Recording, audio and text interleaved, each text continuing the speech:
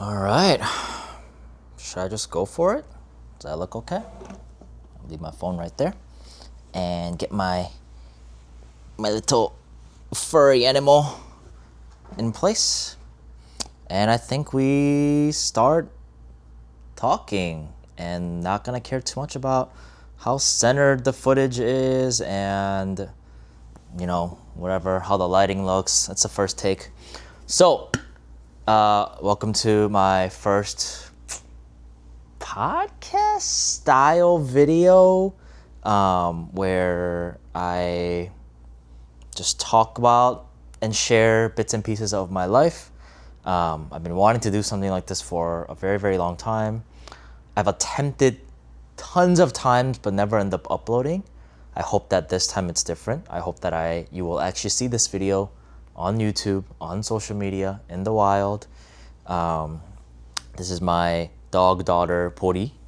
And what better time to make a video like this than when your wife is out with her girlfriend on a dinner date and you're home alone cleaning the house on this beautiful, bright, sunny day. So, I don't want to look at the phone too much, but I'm looking at the phone to see what it looks like, and this is all very kind of new to me, so gotta drink some water. So yeah, I think for this very first video, I want to talk about, okay, you can still see the water bottle, but whatever. Yeah, I think for this very first video, I want to talk about my career, just what I do, how I got to this step so far, and just sharing maybe bits and pieces, stories along the way. So I actually have a math education and music degree from Northwestern. I've wanted to be a math teacher since I was in high school. My high school teachers, where are you going? Is that about bothering you too much? No! Puri, come. Puri has left the chat. I've been wanting to be a high school math teacher since I was 16 years old. Got the degree, got a solid position at Chicago Public Schools, only to realize, man, teaching is so hard. I thought I was living my dream,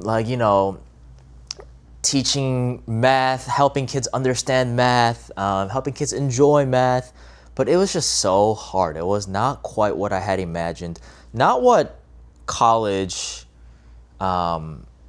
doesn't get to cover all the good, bad, and ugly of the actual career.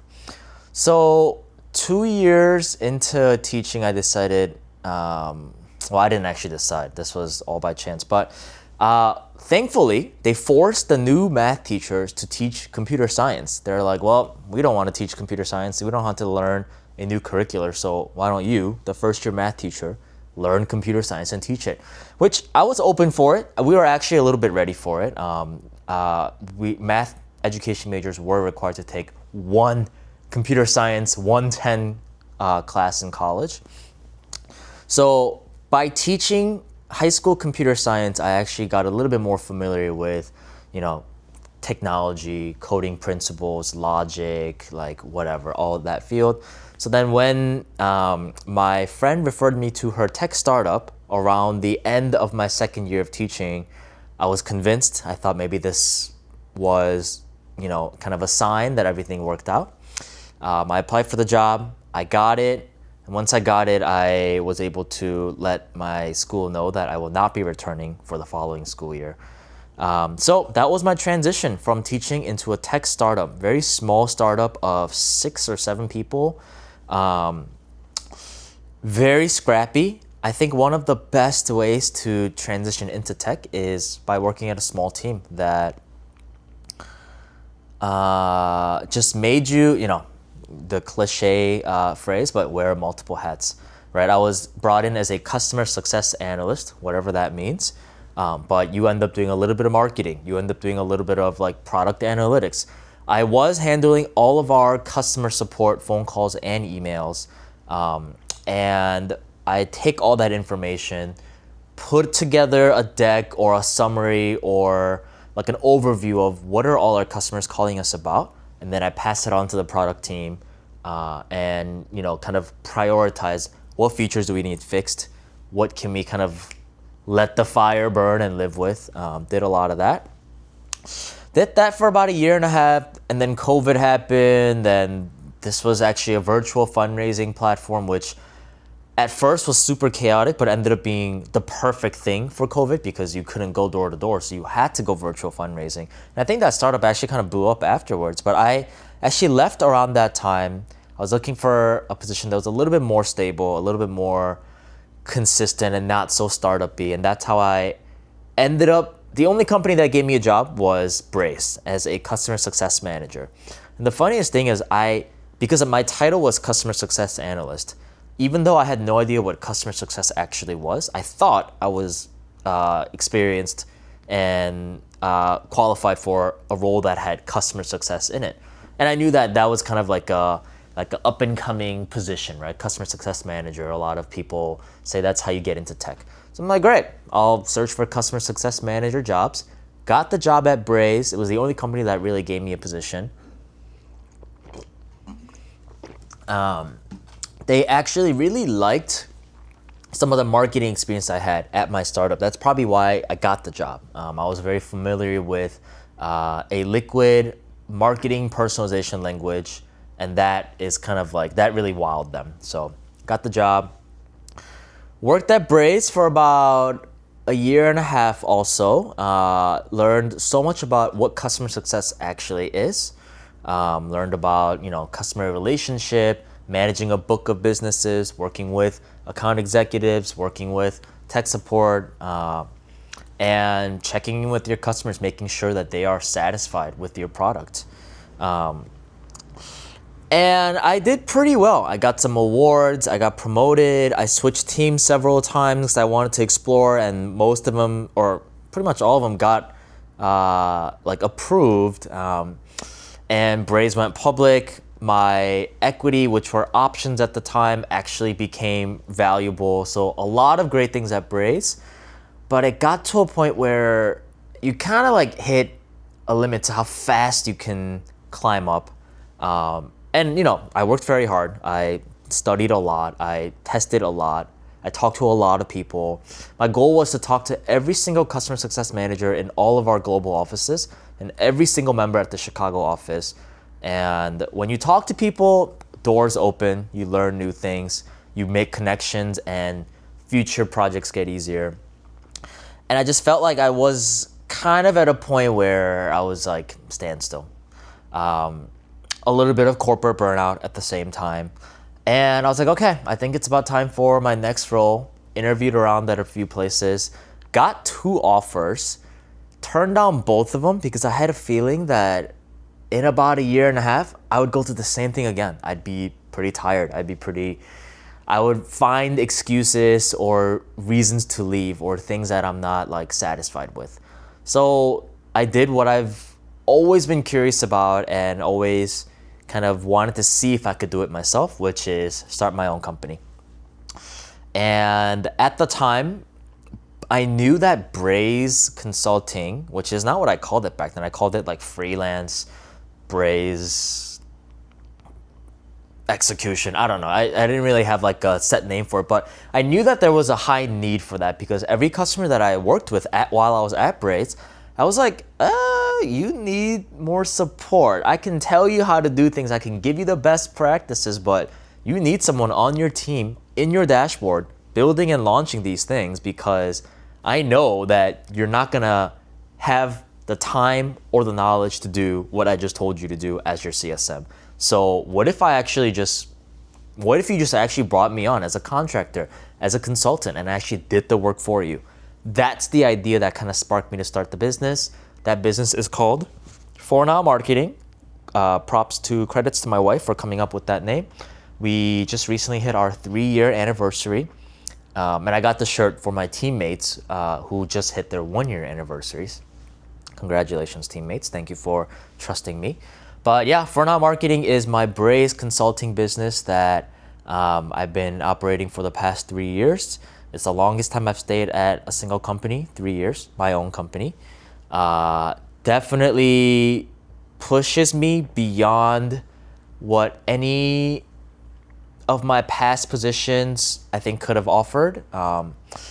it's my thing, right? It's my business. The harder I try, the more results that could come out of it. It's almost like I'm competing against myself.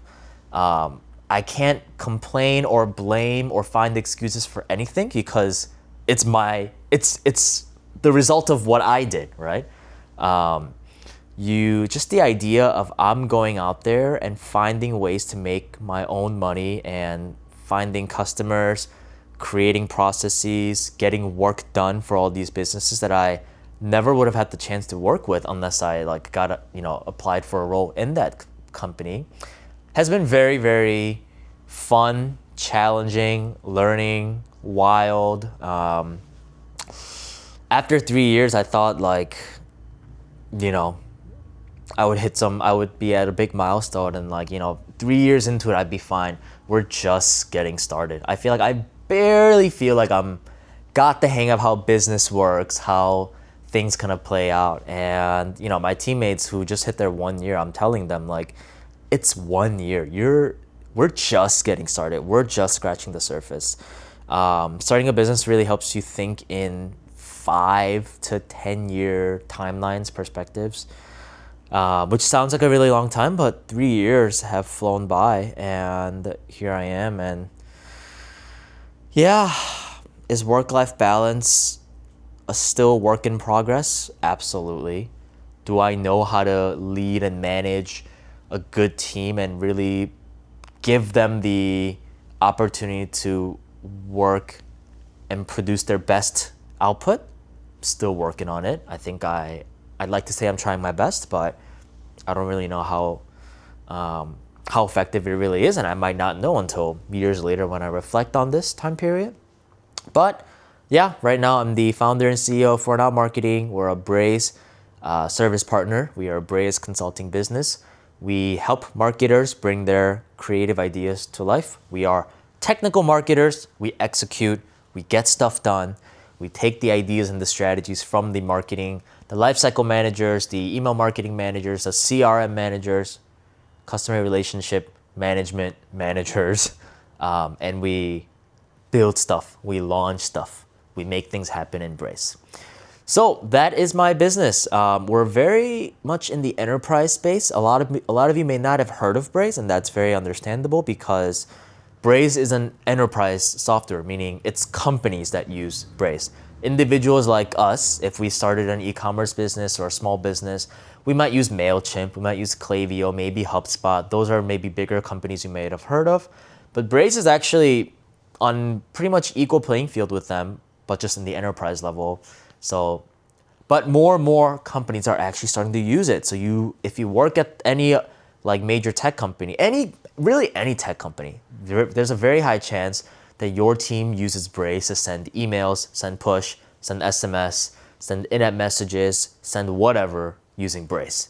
And as Braze consultants, me and my teammates and I help these teams launch and build some of those things. So that's what Braze is, and I think for my very first video, I'm gonna call it here. And yeah, if you have any questions about my career, a lot of times I get asked about how I was able to transition, and I just shared a glimpse of it. I can share a little bit more. I don't have too much more to share, but I can share more. If you have questions, I can answer that. A lot of college students who might be curious what a career path looks like. Curious what ideas, what questions, what hopefully inspirations that this first video leads to, and let's see where this goes. I'm gonna end it here. Bori, how did I do for my very first video? Appa is so good at yapping with nobody in the house, right? She only comes to me when mom's not here, so this is my prime opportunity to hang out with daughter, but she's sleeping and it's 6:30 and still bright outside, so I think I'm supposed to walk her. Oh, it's dinner time! Oh my goodness.